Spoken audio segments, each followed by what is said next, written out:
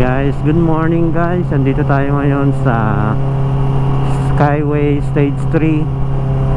Pupunta tayo ngayon sa Buendia, Makati at araw ngayon ng Martes at panahon naman para pumasok.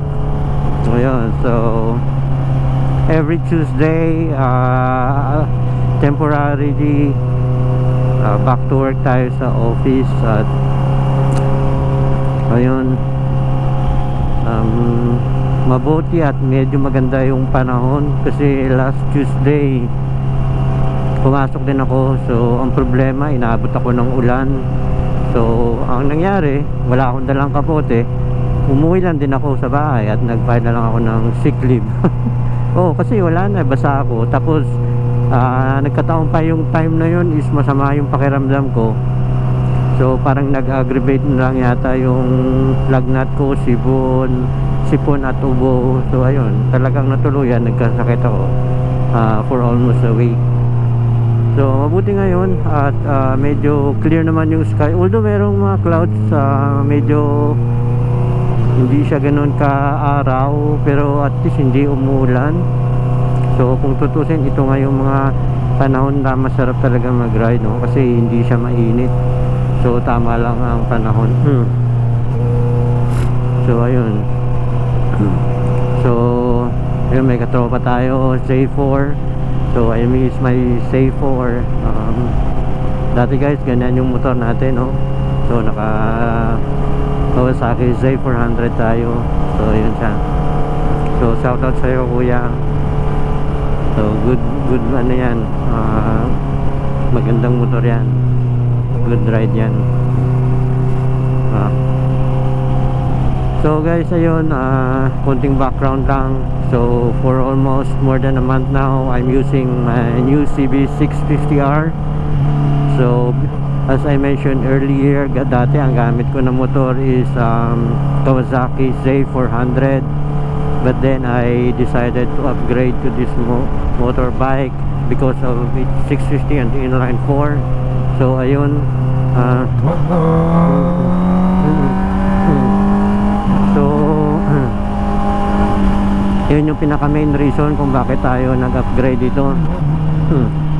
But ang totoo na yan, talagang sa Z400 talagang subok ko na yun, reliable.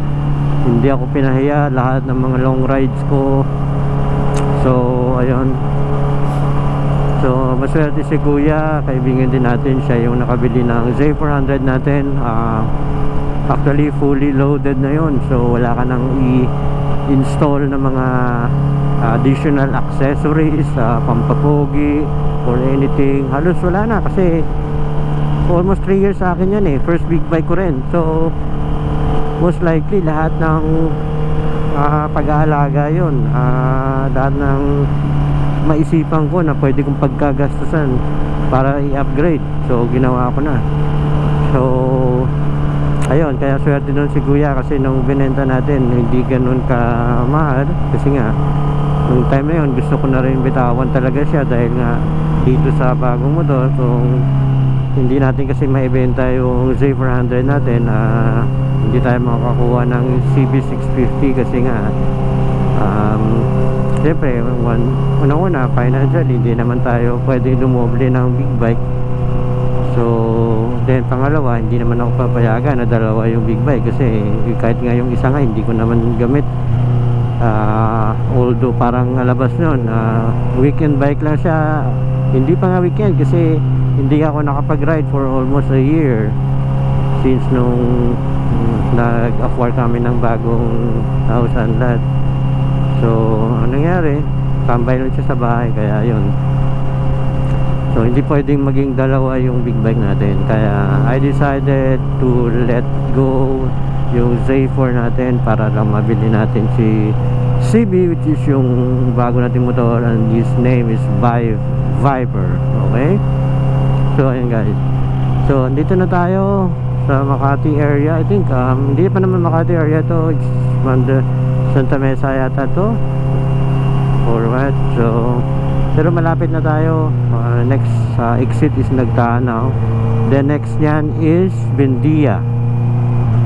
So once na pag nasa Bindian na, diyan na tayo bababa, then going to Ayala, then yun.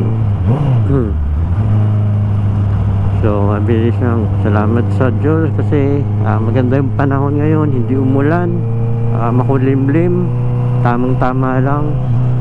So makakarating tayo ngayon sa trabaho ng mabilis, na hindi basa at hindi rin talagang ano bang tawag nun, yung parang kumbaga bilad na bilad sa araw. Nasa dulo na ng dila ko, hindi ko pa na-mention eh, pero basta yun. Pag bilad ka sa araw, yan, sobrang init. Yan. So kaya mabuti yung panahon ngayon at makulimlim. So ayun guys, wala naman akong topic na i-discuss ngayon. So or wala naman akong pwede i-share. So tara, papasok na naman tayo ng trabaho. So another experience here again dito sa expressway, sa bago nating motor.